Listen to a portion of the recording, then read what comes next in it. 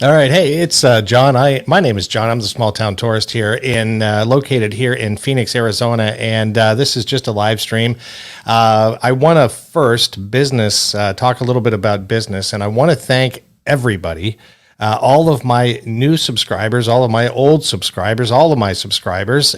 Because it's exciting news that we actually hit 1,000 subscribers while we were on our trip from Phoenix to Spokane, Washington. So that was super exciting. Anytime that you can start actually making a few bucks from doing YouTube videos, that's big stuff and big, exciting stuff. So just wanted to thank everybody for that. If you're watching this and you haven't yet subscribed to my channel, I'd ask that you do that and give this video a thumbs up. But I wanted to talk a little bit about the trip and some of the places that we got to go, some of the people that we got to talk to, and some of the experiences that we had. It was just overall, it was amazing. Anytime you take a trip like this, as I always say, you want to get off the interstate and go visit small town America, and that's what we did. And not only did we go to small towns, but we also went to several different national parks and state parks and things like that. We just got to see so much, and you can't see what America has to offer without getting off the interstates. So I always say that, and I live by it. Get off the interstates, go visit small town America, check out some of these small towns, get on these little 2-lane highways that just stretch across America, whether you're going north south or if you're going east to west, whatever. Get on these little 2-lane highways, and they just connect small town after small town after small town. You want to plan your trip, of course, that type of thing. And that actually reminds me, we have a new segment on Small Town Tourist. We have what we're calling Small Town Travel Tips or Travel Hacks, and you can go into that. I actually have a video file on my YouTube channel of the different hacks, and there's only 2 so far, but because I've been traveling across the country so many times, both east and west and north to south, I've come up with hacks, a ton of travel hacks. These aren't hacks that I've looked up on Google or researched anywhere. These are hacks that I've just uncovered along the way. These are things that I've learned when traveling that make traveling easier and a little bit more fun, a little bit more efficient, that type of stuff. So anyway, if you're watching and you're new to the channel, or if you've been around for a long time, just give me a shout out there in the chat room or the comment section, and we can have a conversation. But so many things that we got to do when we left Phoenix. We went up through Page first. If you've ever been up to Page, it was an interesting experience we had, because when you're traveling, you're on the 89, Highway 89, and that would be from Flagstaff to Page, and it's beautiful. It actually goes through, it's a pretty windy road, it could probably use some work and things like that, but it goes through a portion of the Painted Desert. I guess it'd be the western section of the Painted Desert. You would normally go over to the Petrified Forest off Interstate 40 to get to the Painted Desert near Holbrook, Arizona. But in this case, if you're driving up 89 towards Page, towards Tuba City and Page, you're going to go through a little bit of the Painted Desert up there on the Navajo Reservation. It's absolutely beautiful. It's something like, it's a topography or something that you've never seen before. Oh, look at this. Bear Reacts is in here. Love the travel hacks, Bear says. Well, thanks, Bear. I appreciate that. I've got hundreds of them. It's funny that I never even thought to do this before because, you acquire this information as you're just traveling across the country or even going on, short little road trips, whatever. But you acquire this information, and I have it all logged up in my head, and it's something, I said, well, I have a travel channel. Why not share some of these travel hacks? And so if you haven't seen the first one was it's actually one that I didn't uncover or figure out while I was traveling. It's when I used to drive for Uber a few years back, and if you haven't watched it yet, check it out. But basically, it's where to stop when you have to hit the bathroom, right? As you're traveling, you're always going to have to make bathroom breaks. And so in our minds, we always think, well, maybe we'll just get off the interstate and or off the freeway and we'll stop at a McDonald's or we'll stop at a gas station or something like that. But it's always a little risky to do that. So I have a hack for you, a better thing to do when traveling. So check that out. Go check out my travel hacks. But anyway, we're driving up to Page, Arizona, and it's a really cool town. Of course, it's up by of the lake. I forget off the top of my head, but it's one of the dams up there, and the Lake Powell. And Lake Powell is actually super low right now, but because I guess the water shortage, whatever is going on, I don't know. But Lake Powell's pretty low, but it's just a really cool little town.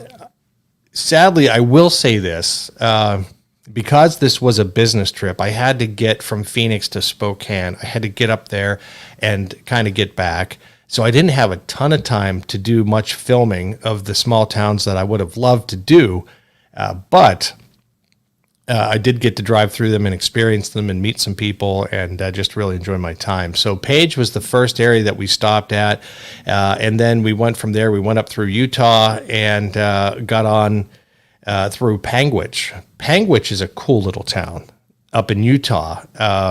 We did get some video from that. I'm going to be releasing some long form videos here in the near future.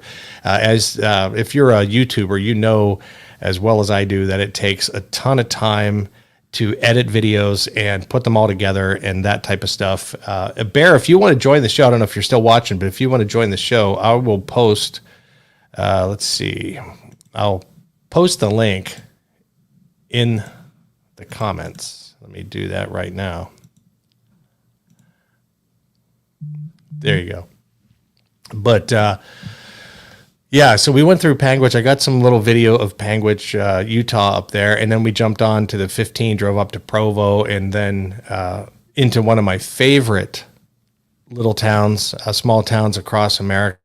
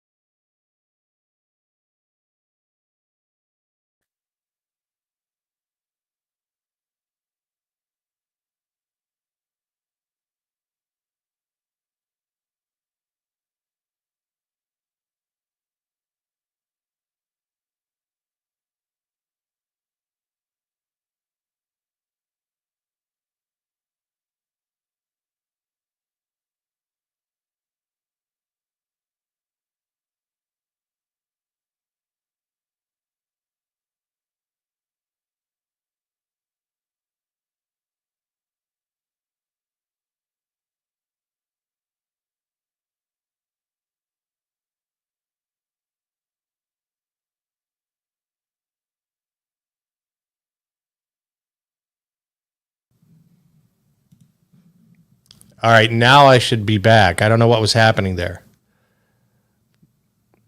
Bear, let me know if I'm back. But so we went into Jackson Hole. Jackson Hole is an area where a lot of uber wealthy people live. In fact, uber wealthy attorneys and Hollywood people, they have like chalets up there and cabins, log cabins, that type of stuff. Very wealthy people.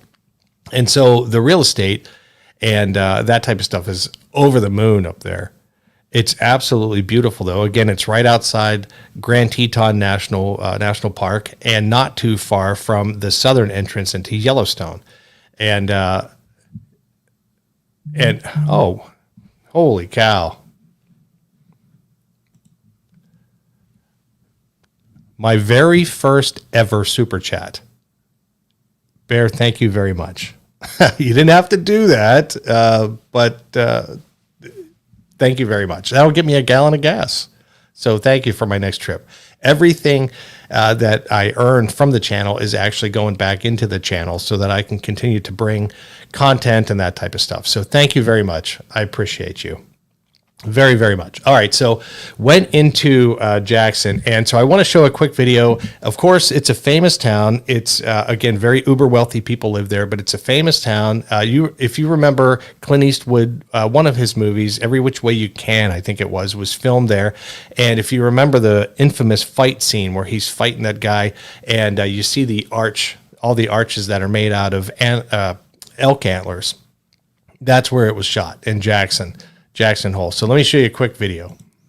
In Town Square at Jackson Hole, Wyoming. It's one of my favorite, if not my favorite, small towns in America. I absolutely love this place. One of the coolest things about Jackson Hole, Wyoming, is the amount of shops, the amount of restaurants that they have, and of course, the arches made out of elk antlers. Now, what's really cool about this is each one of these arches, and there's four of them, they're made up of about 2,000 deer antlers, or I'm sorry, elk antlers, and they each weigh close to 12,000 pounds. So you get four of them, so you get 48,000 pounds of elk antlers, and 8,000 in total. So pretty awesome. Anyway, until next time, get off the interstates and go enjoy small town America.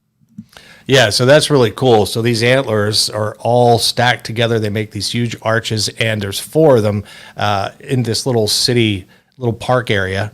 And each one weighs about 12,000 pounds, as I said in that video, over 2,000 antlers roughly in each arch. That's just amazing stuff. So really, really cool. And one of the restaurants there in Jackson Hole, yeah, Any Which Way But Loose. There you go. That was the name of it, with the monkey. Yeah, the orangutan. Right turn, Clyde. Right? Yeah, so if that's the one, I know it was Any Which Way You Can or Any Which Way But Loose. I always get the two confused. But yeah, that was the movie that was filmed there. Fantastic with the orangutan. But there's a restaurant there called The Local. And The Local, every time we go through there, we always stop at The Local because they have fresh buffalo burgers. Now, you can get buffalo burgers at a lot of different places. You can get buffalo burgers here in Phoenix, probably. But typically the buffalo meat was frozen. And when the meat is frozen and shipped and frozen, it's frozen for weeks at a time, it loses its tenderness. It loses its flavor. So here at The Local, they don't freeze their meat. Everything is, it's like processed right there. It's like right in the area, so it's never frozen. And their burgers are amazing. They're probably the equivalent to, I would say, like a filet mignon, but in a burger form. And they're just awesome. So we always stop there at The Local. So if you're ever there, it's next to the Cowboy Bar. I'll show you another video just walking the streets of Jackson. All right, guys. So we are walking down Main Street in Jackson, Wyoming. And we're walking to the Silver Dollar Bar. The Silver Dollar Bar was recommended to me by one of my followers on Instagram, so I wanted to go check it out. I told him I would if we made it here. Oh, by the way, I did make it to the Silver Dollar Bar, but it was so busy there. I stood at the host counter forever, and no one ever waited on me, so I just left. And we're here, so definitely going to do that now. Over here, you'll see the $1 Million Cowboy Bar. That's a famous place to stay, a place to eat. Not stay, but to eat. It's been around forever. And it's absolutely beautiful day. There's a lot going on. I guess because it's Memorial Day weekend, there's a lot going on here in Jackson Hole. And you can see the arch behind me, one of the arches behind me. But the Silver Dollar Bar should be just around, just around this corner. I say we walk. There we go.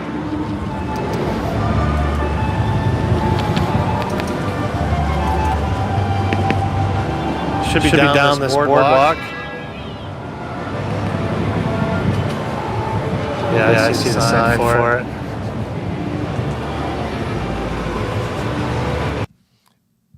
But anyway, there are just a ton of restaurants and ton of shops, ton of shopping, that type of stuff. So it's a really, really cool place.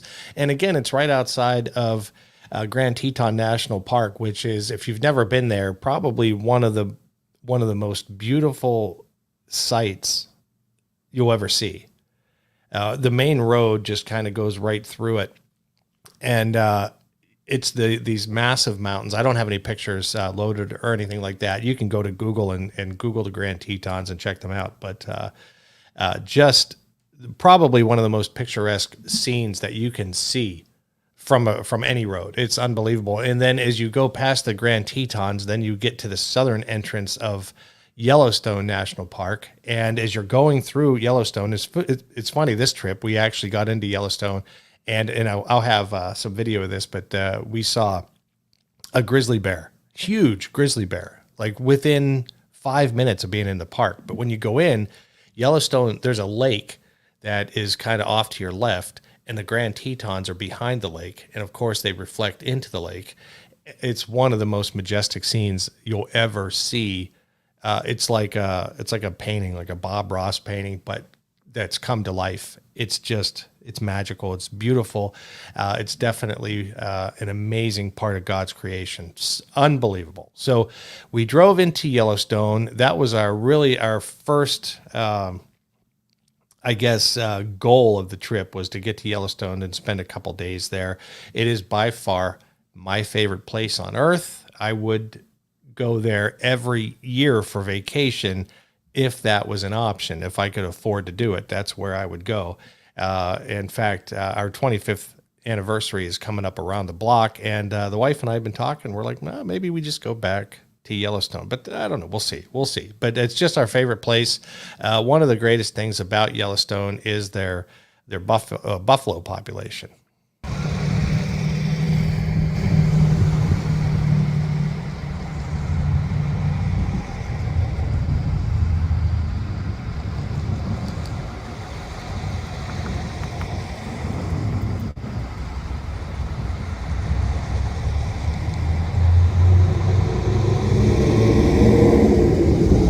Was kind of cool because when we were there, the buffalo had just given birth to the babies. So in this video, you can see a lot, or at least a few of the babies that are walking with their moms. And you see the backdrops, the river that's running through there, and the pine trees, the forests, just absolutely amazing. Just it's hard to even put into words how absolutely awesome that is in Yellowstone. So we spent a couple nights in Yellowstone. When we travel, when we do things like this, we typically rent a minivan. I know we're kind of like the budget travelers, but we rent minivan, and then we just rent a minivan, and then we just sleep in the back. So we'll pull over in rest areas. That's kind of a travel hack for me because listen, when gas is $5 a gallon, which it's close here in Arizona, it's over that in many parts of California. But when $5 a gallon gas you're paying, plus the cost of food is through the roof, plus your hotels, even for kind of a 2-star or 3-star Best Western, you're looking at $200 a night to stay in a hotel. So if you're gone for say 10 nights, that's $2,000 in hotels, not to mention the gas, this, that, the other thing. So we just rent a minivan. That way we don't put the miles on our own vehicle, and we just sleep in the back. And then we stop at campsites and use the camp showers, that type of thing. They're typically free or very cheap. In fact, in Yellowstone National Park, if you go to Old Faithful, the Old Faithful Inn, you can get a shower for, I think, $5, and they provide the towel and everything. So I think if you don't need a towel, you can get it for free. So kind of things like that. Those are ways to save money. Be smart about your traveling because it's expensive to travel nowadays. But so we stayed in the campsites there, and then we got our showers at the Old Faithful Inn. But it was just fantastic. Yellowstone never, ever disappoints. In fact, I think on this trip we counted either 11 or 12 bear. The majority of them grizzly bear, probably I would say 7 or 8 of them were grizzlies. The rest were black bear. We did see a grizzly bear with 2 cubs. That was awesome. I do have video of that as well. The problem with video in Yellowstone and other national parks is you're really not supposed to use any video to make money off of it unless you have a license to film in the national parks. That's a relatively new law. Obviously, it was originally created for Hollywood. They didn't want a bunch of Hollywood people coming in and taking over the national park to film. But for some reason now, they're actually holding YouTubers accountable to this law. So even if you're just on a family trip and you're filming a buffalo on the side of the road, and then you put it up on your YouTube channel, you're not supposed to do that. They can actually pull the video back. So anyway, but then so we left Yellowstone. We spent a couple days there. We went out the north entrance. And we'd never been out the north entrance before. So we went out the north entrance, and that is where the famous Roosevelt Arch is. And again, when I release all my videos, I'll have pictures, videos and pictures of all this type of stuff. But I just kind of wanted to share with you what's coming. And thank everybody for subscribing to my channel and allowing us to get monetized. So super awesome. But I think it was last year, Yellowstone got hit with like a horrendous rain. It's massive rains, and it washed out a lot of the roads, both out the northeast entrance near Cook City and the north entrance as well. And so they actually had to, it was cheaper for them to actually rebuild a brand new road that takes you out the north entrance, and it's beautiful. And it's way, way up high. The other one used to go low and then run along the river, but the new one goes way out high up on the mountain and then winds its way down. And you can see the little town down below there out the north entrance. And so we went out there and went through some small towns up there in Montana. That as soon as you leave, basically you get into Montana. And you're in Montana for a while. But then we made our way over to Spokane, Washington. We spent some time there. Again, it was a business trip, and that's why I was on my way to Spokane. I had to spend about 5 days in Spokane, Washington. But I'll tell you, Spokane, Washington is a cool little town. I don't know if you've ever been there or not, but it's home of Gonzaga University. Very beautiful. They have a ton of bridges that cross the river that runs right through the middle of Spokane. There's a ton of pedestrian bridges and that. And what's really cool, those Lime bike scooters, they're everywhere. They're all through Spokane, Washington. And that was a blast. We spent almost every night just renting these Lime scooters and just riding all over Spokane. There's some rough parts, but there's some really, really beautiful parts of Spokane, Washington. So I would say if you're ever in that area, just take a day, grab a Lime scooter and just go tour the town. It's really, really cool. And you can tour Gonzaga University. And there's another school there that's kind of adjacent to Gonzaga too. So really cool. Really, really fun. After that, that's when the trip really got exciting. Not that Yellowstone wasn't, but after that, we left Spokane and we went to visit a friend of mine. His name's Ranger Rob. You can view his channel at Ranger Rob Country Living. He is a homesteader and kind of a prepper, but more of a homesteader. And we just spent a ton of time at his place. Well, not a ton of time, I should say. Probably not enough, but we did spend a day filming there. I can't wait to release that video because his homestead is beautiful. It's a 5-acre homestead in Central Oregon. He works his butt off. He kills himself. He and his wife, Sherry, both kill themselves on this homestead, but it pays off. And one of the things, it was cool because one of the things that we got to be part of, which was totally unexpected, was his meat chickens. It was time to process the meat chickens. Now, he and another local farmer, they both raise meat chickens, and once a year, they get together, one day a year, they get together, and they set up a processing plant right there in the farm, and they just process the chickens. So I actually have some video that I want to share with you. This is the first time that I'm playing this, and this is all rough video. I haven't edited any of this. So let's take a look at what it looks like to process chickens.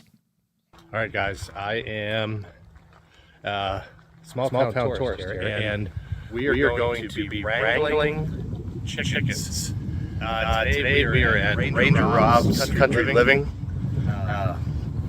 And today is the day that his meat birds are going to be going into processing.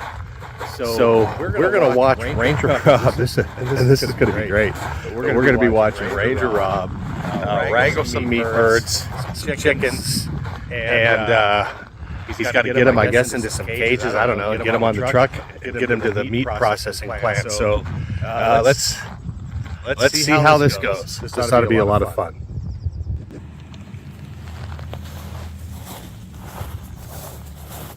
Now this is his chicken tractor. So let me pause this for a second. This is a chicken tractor, and these meat birds, they kick up, they like destroy the grass underneath. But what they do is they eat a ton, and so therefore they well, lack of a better word, they poop a lot, and they poop a ton. But what it does is that drains into the soil, and then you can use that patch of soil underneath the chicken tractor to grow plants. It's like perfectly fertilized ground. And so this chicken tractor is mobile, so that these birds live in it. He just hooks it up to his tractor, or he can even lift it up himself, and he just pulls it and he moves it into a new location into the lawn. And you'll see later, you can see the squares or the rectangles that are left in the ground where Ranger Rob's meat birds just naturally make amazing soil for growing stuff. So really, really cool. And let's replay or continue the video.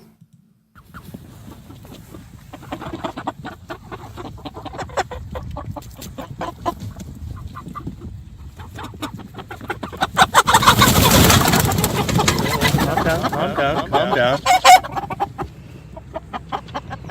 Well, clearly I don't know what I'm doing. I kind of spooked the birds. And Ranger Rob's coming here with his truck.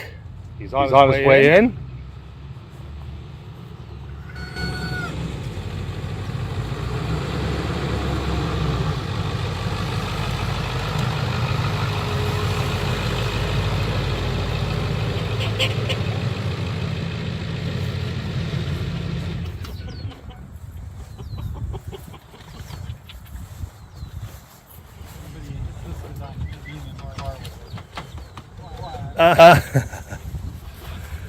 No, Rob, is this the first time you've done this with your meat birds?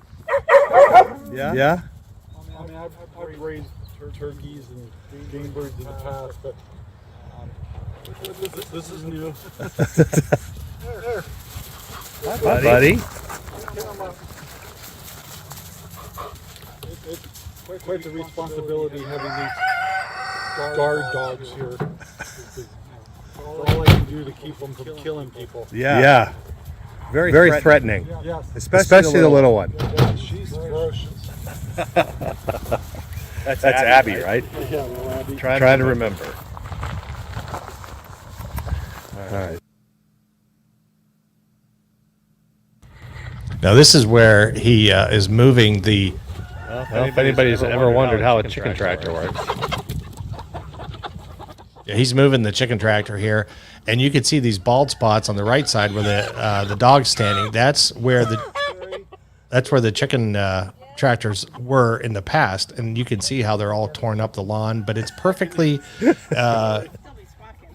it's done so that he can grow crops there. It's all fertilized. It's the coolest thing. We got some chicken legs. Now, sadly, some of the chicken legs got stuck, but it didn't hurt the chickens.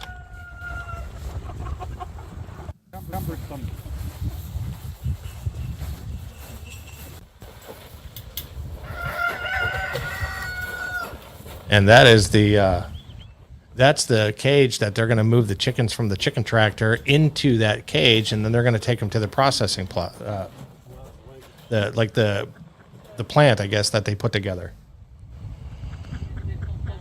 Oh. We don't know yet. All right. Yeah. No worries.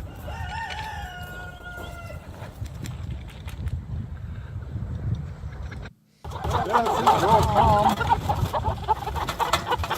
It'll be a piece of cake.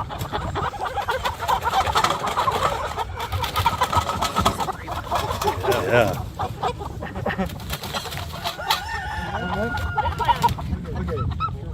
So We're kicking up some dirt. kind of, you can close that and push them around, but I'll be back. I just I just need him to go into that direction. I can do that, maybe.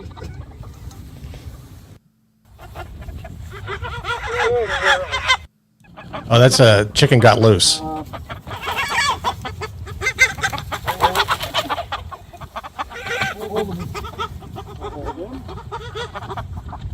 And the dogs round him up against the fence. Really cool.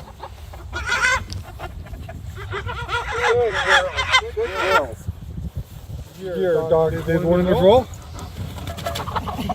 Abby. Go in there. Yeah, she did.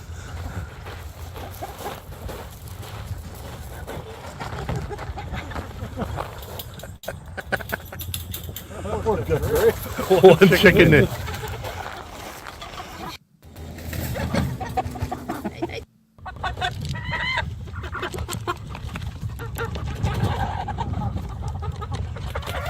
And so what they do is they take them out and they put them in this little crate. They got them out the back door. It was actually easier for them to do that. My wife was actually on the front of the chicken tractor, making sure that the chickens didn't get out the front. And she was kind of using a net to push them towards the back door. And then they put them in this crate, and then they take them from the crate and they transport them over to the cage, and they put the chickens in the cage. I can help out. Making up the rules as we go. I'm telling you.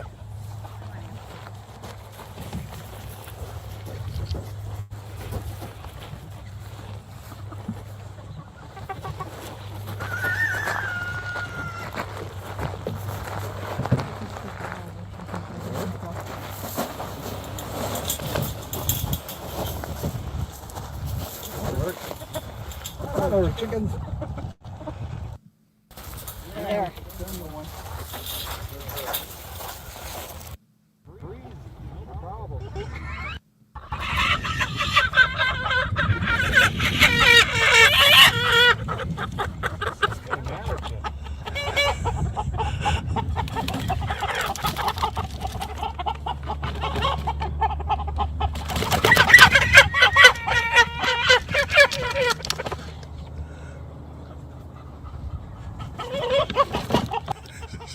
Crazy.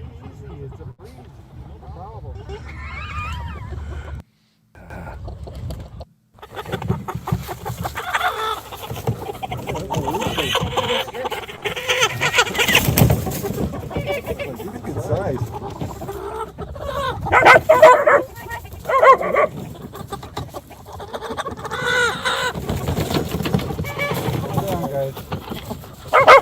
No, it's a chicken dog.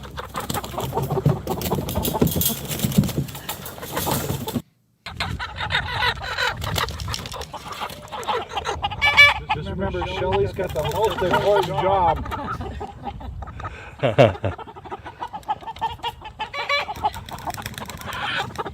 So they actually had 25 chickens that they had to move Yeah, imagine trying to do that one chicken from at a time. from the chicken tractor and take them to the processing plant. So I'm going to turn this off, and we're going to go over to the next video where I kind of show the processing plant. And again, this was unbelievable, an unbelievable experience. Now, I know that unless you grew up on a farm or unless you've been around some type of animal processing, it can be a little bit kind of hard to watch. I'm not going to show any of the actual chickens being processed. I'm not going to do that, but I'm going to show you how it works. So check this out. What we have here over here Along this wall, I guess, or this tree, is where the chicken, that would be the cone, the killing cones. And so you take the chickens and you drop them upside down. Their little head sticks out the bottom. I don't want to be too graphic. And then they kind of lose their life at that moment. Yeah, they get dispatched there in the cones. And then they go here into the bath. And then they're going to go from the bath into this boiling pot of water. What does that do? That just softens up the skin? Loosens the feathers, okay. And then after the feathers are loosened up, then they go into the chicken plucker. This machine here. Yep. And that takes about a minute for, I guess, the... And you put two chickens in at once, right? That way they bang against each other and pull the feathers out. Okay. Work in tandem there. And then after they go from the chicken plucker, they go to this sink and they get washed up. I guess that just cleans all the... Holding tank for the cleaning. Okay, the holding tank for the cleaning, and then they go to the cleaning section. And Apparently the cleaning section involves a lot of knives. And then after that, then they come over here, and they go through this sink, and they get that's where they get finally processed into what a chicken would look like when you pick it up at the grocery store. So they're just waiting on the water to get boiling and everything to get started, and then they'll start the processing. So I'm not going to show that part, but we'll show the finished result of what the chicken looks like after it's fully processed. So stay tuned.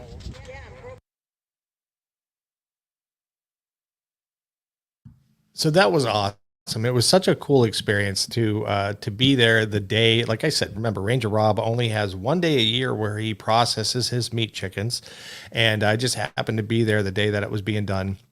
What was really cool about it, and this is what's cool about small towns and why I love small towns and why I tour as many small towns as I can possibly, the whole community got together. It was like it was Ranger Rob's farm, and it was John's farm, his neighbor's farm, and all these other people came together, family members and friends and neighbors and all these types of people.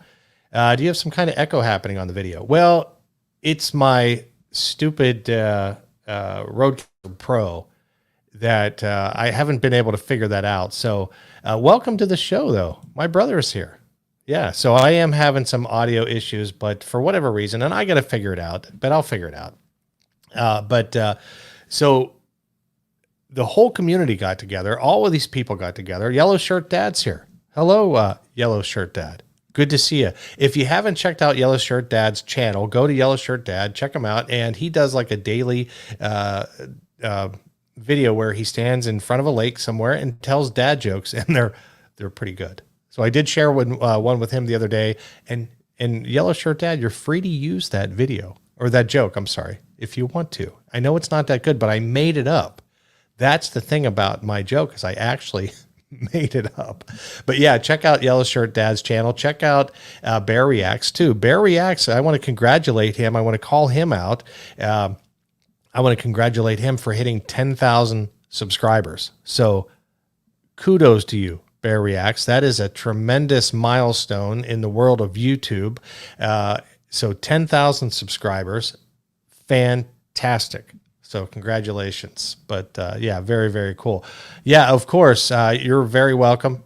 Very welcome, Yellow Shirt Dad. Thought I was having a flashback. No flashbacks. But yeah, so the chicken processing was amazing. It was really, really cool. You're very welcome, Bear. It was really cool to see how the whole community got together to participate, and how everybody pitched in for the chicken plucker. The chicken plucker is like almost like a big washing machine. It's an electronic gadget, and I actually have a short on my channel. You can go check it out after the live. You can go check it out, but it shows how the chicken plucker works. And basically, it's like a washing machine that's only on the spin cycle. And instead of having an agitator in the middle of the washing machine tub, it's got these rubber prongs that stick all through it. And when you drop the chicken in after it's been boiled, you got to drop it in like water that's about 145 degrees is like the perfect temperature. My understanding is you drop it in the water for about 30 seconds. It softens up the skin so that the feathers come out easily, but then you drop it in the chicken plucker with all these rubber things like sticking in it, and it spins super fast, and you can do 1 or 2 chickens at a time, but it just, as it spins, the chicken flops around in there, and it just pulls all the feathers out. And then as it's spinning, they run a hose into the chicken plucker to wash all the feathers out and out the bottom of the chicken plucker into a tub.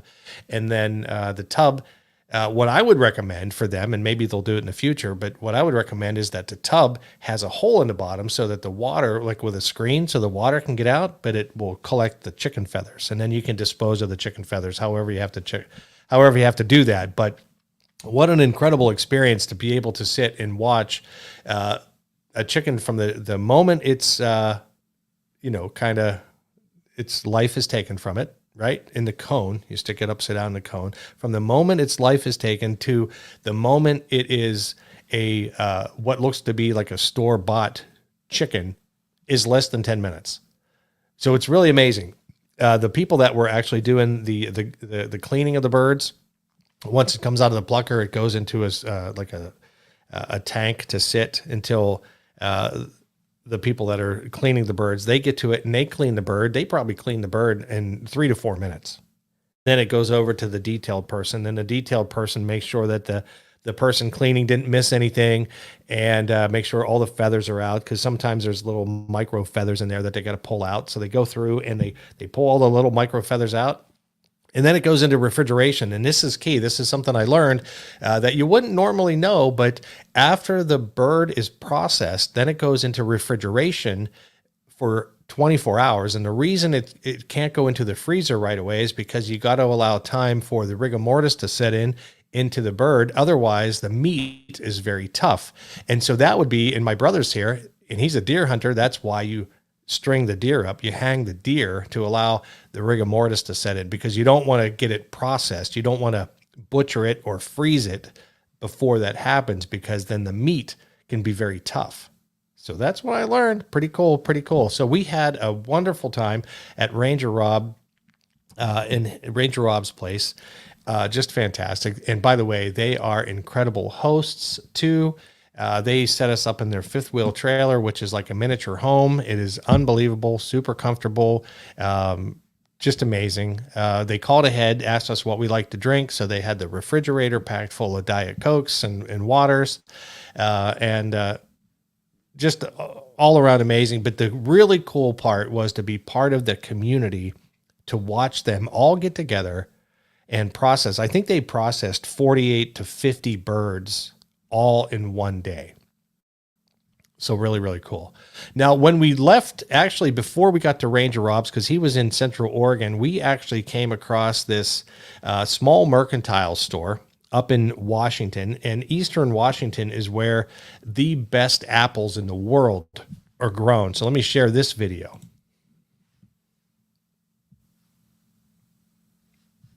Raspberry jam, seedless black raspberry. Hey guys, small town tourist here, and I'm at the Country Mercantile Shop near Glade, Washington, and this place is unbelievable. I'm going to reverse the camera so you can see some of the things that they have to offer here. Some of the apples. Look at the size of these. I mean, these apples are almost the same size as my hand, and they've got all kinds of stuff. Chow chow. Big ass Texas pickles, orange cranberry marmalade, hot pepper peach jam. I mean, seriously, seedless raspberry jam, seedless black raspberry jam. They've got candy. They've got fresh produce, fresh apples right off the trees here. It's just unbelievable. So if you're Glade, Washington, at the Mercantile Shop, check it out.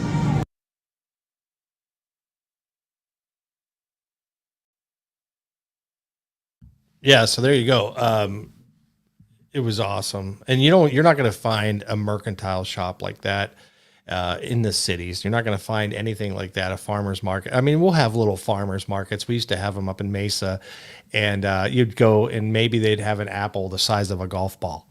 These apples at this mercantile, I'm not kidding you, were like small pumpkins. Like you could almost palm it like I don't know. It was probably almost the size of maybe a cantaloupe that you would buy. That was the size of the apples. In fact, we ate them. We had to share it. When we were traveling, Shelly and I had to share one apple because one apple was too much for one person. That's how massive they are. And they're just crunchy and sweet and delicious and just amazing. So it was awesome. And then after that, we went directly west to the Oregon coast. After Ranger Rob's, we went to the Oregon coast and we started traveling down the coast. We went through Redwood National Park. So we were in Yellowstone National Park, Redwood National Park, and then we went across the Golden Gate Bridge into San Francisco. So Golden Gate National Park it's actually a park over there. So we checked that out. We went through Grand Tetons National Park, of course, and the Great Sequoia National Park. That it blew my mind. I thought the redwoods were big until I went to Sequoia. The Sequoia trees, I bet, and I'd have to verify this, but I bet the tree, the Grant tree, General Grant tree, I bet it's probably 30 feet wide. And so the redwood that you drive through is 21 feet wide.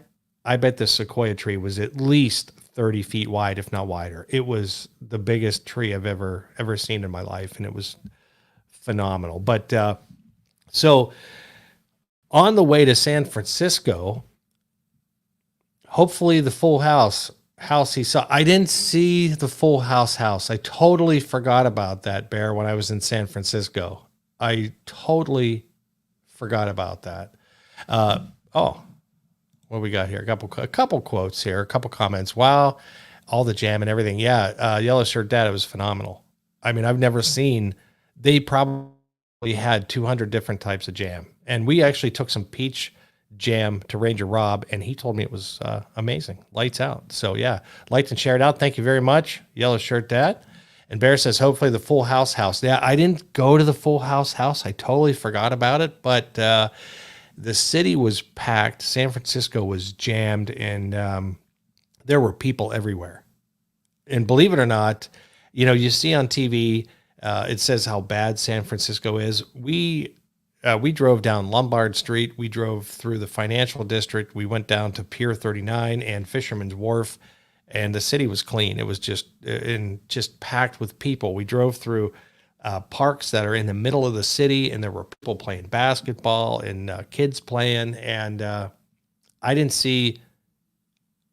I probably saw in San Francisco, I would say maybe 2 or 3 homeless people. When I was in Spokane, they were everywhere. So interesting.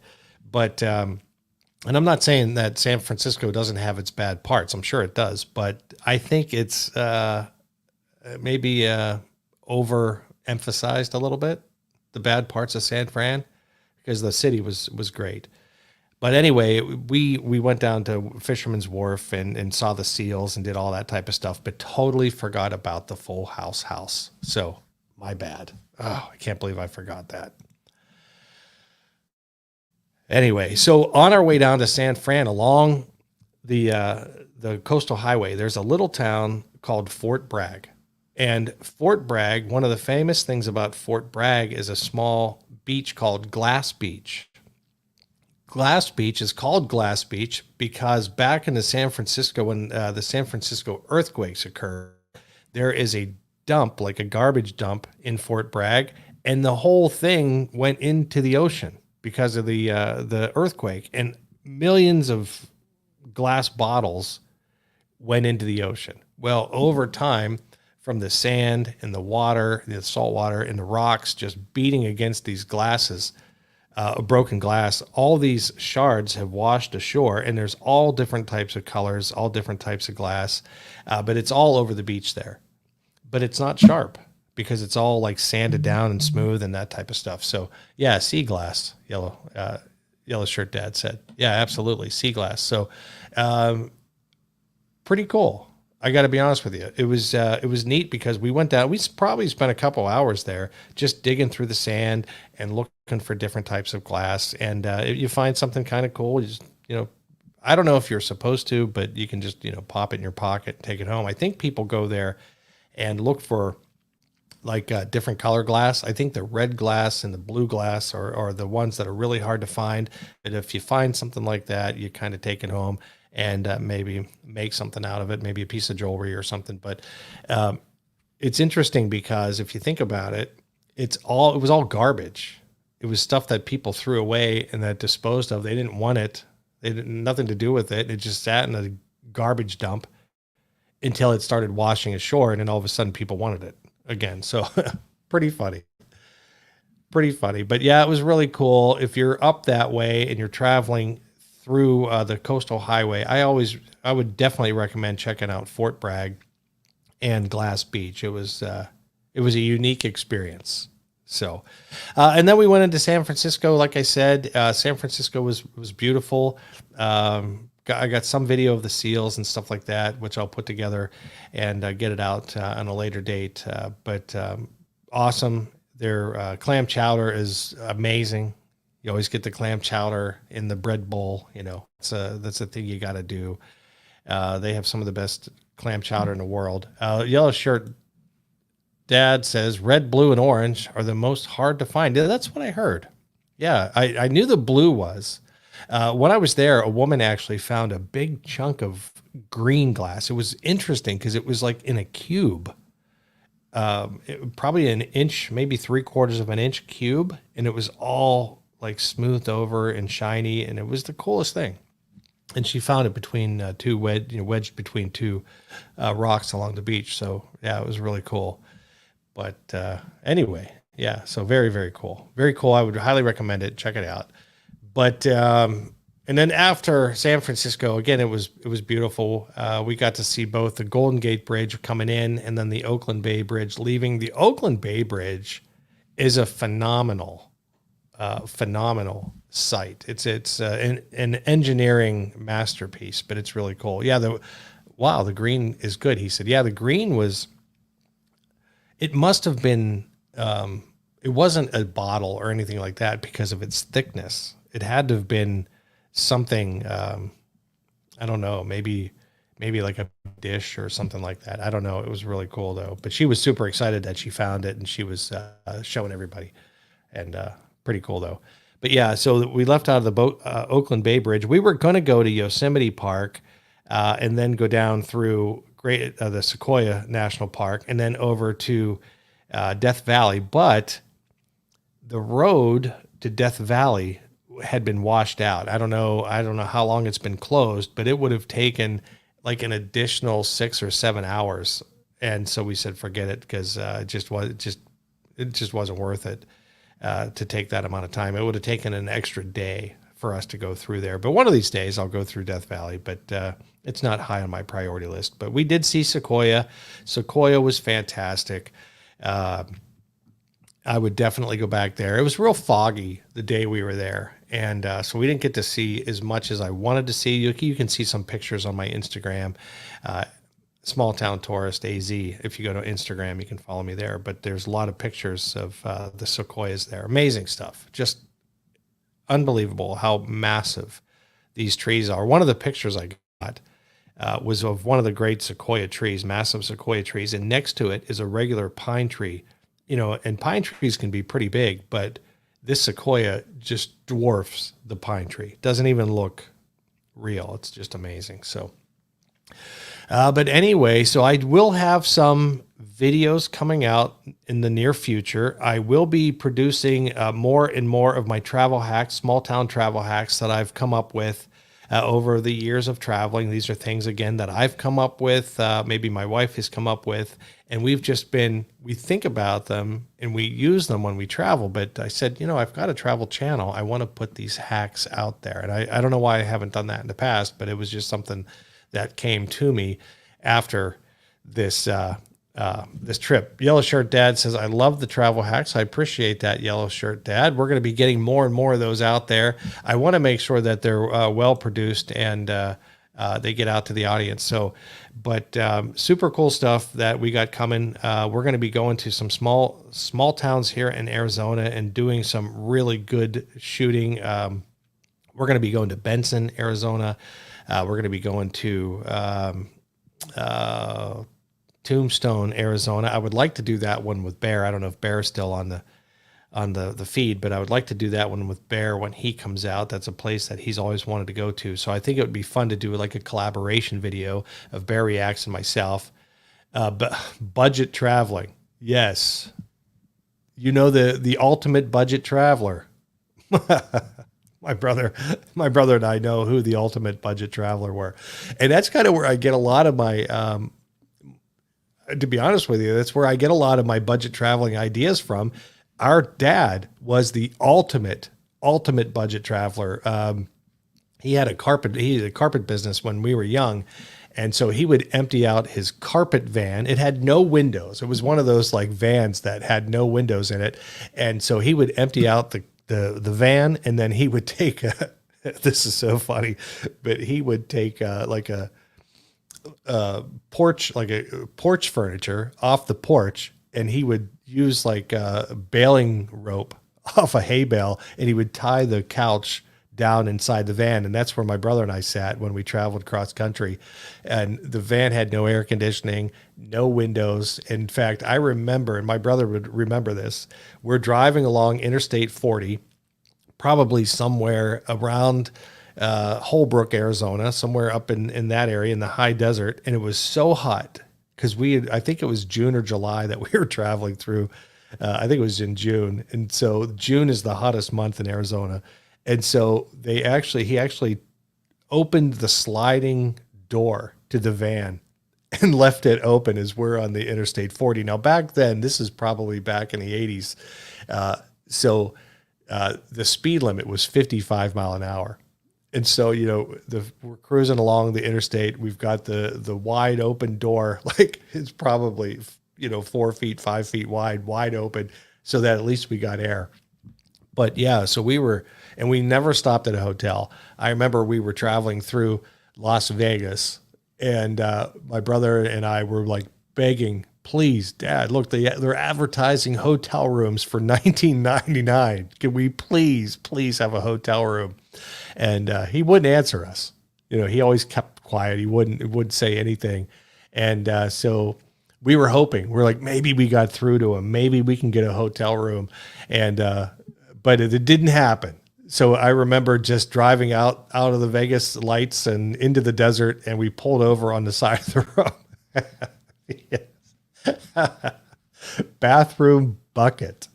The bathroom bucket. And this is a whole nother story. That's when we went, I believe it was when we were kids. We had to use like an old coffee can as a bathroom, as a toilet. So we're unleashing all kinds of stories. Now, these are not my travel hacks that I'm proud of, that I'm going to share, but they were definitely travel hacks. I remember going to, I think it was SeaWorld in Ohio, and I remember I said, anyway, yeah, we had to use a coffee can. Risen Abilities here. Risen, how you doing, my friend? He says, I was in Spokane in May 22nd through the 24th. When were you there? I was just in Spokane about 2 weeks ago. So first time ever in Spokane. Really cool place. I got to say, Gonzaga University, beautiful. The river that runs through Spokane, they got the falls and everything. They kind of got a dam and all this type of stuff. They got excellent restaurants in Spokane, and they got the Lime bikes. And we spent a ton of time on the Lime scooters, just cruising the town, and saw just about every square inch of Spokane. It was fantastic. Let's see. He says, yeah, I had the old Edwards coffee can also. What was up with our parents making us use coffee cans as toilets? The architecture is amazing, old worldly. Yeah, the architecture, it's interesting because in Spokane, you can have kind of a modern building right next to like just really, really cool architecture. Some of the coolest places there. I remember seeing a church there that had 3 crosses kind of on the peaks, the pillars. And at night, those crosses would light up, and it was absolutely gorgeous. Really, really cool. And the river that runs through, it's beautiful. There's people that are fishing there. They have a ton of bridges for bicycles and pedestrians, that type of stuff. Really, really, really cool little city. Absolutely loved it. So yeah, Risen, I'll be back up in your neck of the woods in August. I'll be up in Vancouver, Washington, which is, I think, right across the border from Oregon. So yeah, I'll be up in, oh, that's my clock. Pardon my clock. But I'll be up in Vancouver, Washington for a few days. And I don't know. I think, I don't know how close that is to you or not, but we'll be up in that area again in August. So looking forward to that. But yeah, so growing up, my dad, the budget traveler. So we wanted this 1999 hotel that they were average $20. I mean, my brother and I could have probably squeezed together $20 out of the, if we put our money together, we probably could have done it. We would have paid for it, but he refused. He refused to stop at hotels. And so we slept in the van. So my dad slept in the seat up front. And I think my mom slept on the couch that we had strapped to the, to the side of the wall in the work van. I slept on the floor. I remember sleeping on the floor because traveling through the desert, that metal floor in the work van was just hot. And I remember how hot it was sleeping there. And I remember waking up. I think I woke up in Utah somewhere. I don't know. I can't remember, but wherever it was, we were on our way up to Reno and in that area to visit an old Army friend of my dad's. And so that was the story. But he taught us how to, and I think it was more my mom. I think my mom was more of the survivalist because she knew that my dad wasn't going to stop at any hotels. So she taught us how to kind of, clean the important parts of the body with some baby wipes at the rest areas, so that we didn't stink and that type of thing. And use the coffee cans for the bathrooms and how to just kind of entertain ourselves, how not to go crazy. And so my mom was an angel, but yeah, I think it was kind of her ingenuity that kind of taught us how to be budget travelers and how to have some travel hacks. Yeah. So one of the first travel hack I shared was definitely in regards to clean restrooms. And then the second travel hack was, listen, this is vital. Okay. If you haven't seen the travel hack videos yet, I've heard nightmare stories about the coffee makers in hotel rooms. Okay. People use them. Well, they just do bad things in the hotel coffee makers. So I've learned not to use hotel coffee makers. And I know I developed a hack on how to get around it. So, cause you got to have coffee. You still got to have coffee in the morning, right? Got to have a cup of coffee. So, check that out, but I'll be adding more and more travel hacks as I go along. And we'll be adding probably 2 or 3 a week. So keep an eye out for those videos. And we're going to be adding more videos of my travels up to Spokane and back. Not a ton of stuff, but some stuff. So maybe 2 or 3 videos we'll be putting out from that trip. And then we're going to be heading down to Benson, Arizona. We're going to be check for bed bugs. Yes, 100%. Risen to Billy says, well, come on another hour north and visit my small town. We'll see if I can work that out. Risen Ability. I would love to do that. Check for bed bugs. That is vital. And I will definitely do a quick video on how to check for bed bugs. Don't even, a little hint here, don't even take your luggage into your hotel room until you've scoured for bed bugs, because one of those little satanic creatures will get in your luggage before you even realize it. And next thing you know, you're bringing that little bugger onto your rental van, your car, whatever. And then you're going to bring it into your house.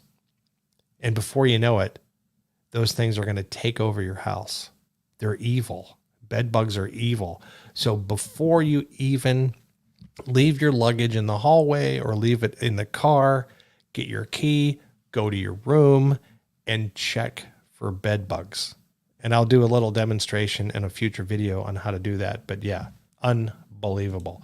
Bear React says, Bear, don't drink coffee, laugh out loud. The voice of Machete. All right. But yeah, so so watch out for that. Again, I want to thank everybody for helping me become, helping this channel, my channel, become monetized. It means a ton to me. It's going to really help me in the future.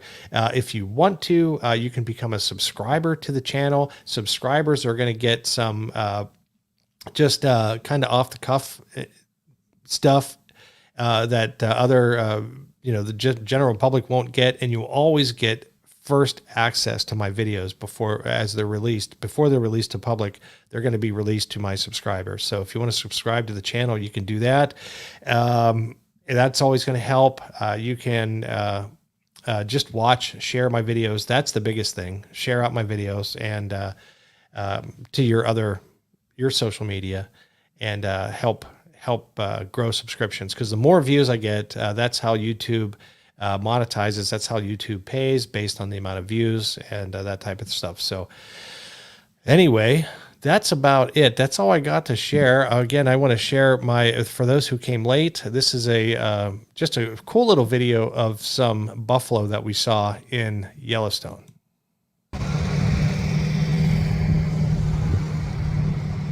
Look at that backdrop.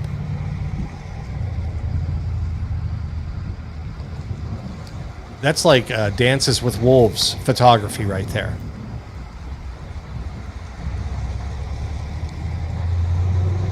And if you look real close, you're going to notice that there's little babies that are with the buffalo, because they were just giving birth. I mean, some of these buffalo were really tiny. They were really young. You can see them there. There's 3 of them walking with their mom, maybe 4 of them walking with their moms right there. And little word to the wise, don't ever get near a mama buffalo when there's a baby around, because they're like a 2,000-pound animal. They're going to win. They're going to take you out. So yeah, that was really cool. And yeah, so anyway, that's about it. That's all I got for this live stream. I appreciate everybody who tuned in. Thank you. And Bear, thank you for the super chat. My very first super chat I've ever received. That is just awesome. You didn't have to do that. I really appreciate you doing it, though. And so thank you very much. And let me know if you want to come out to Tombstone so that we can plan something to go down there and check out the Wild West and make some videos, maybe do a collaboration video. But until next time, guys, remember, get off the interstates, go visit small town America. You won't regret it. That's where the nicest people in the world are. That's where the best restaurants are. That's where the best shopping is. That's where just the best of humanity exists, in small towns. So thanks for watching. Take care, guys.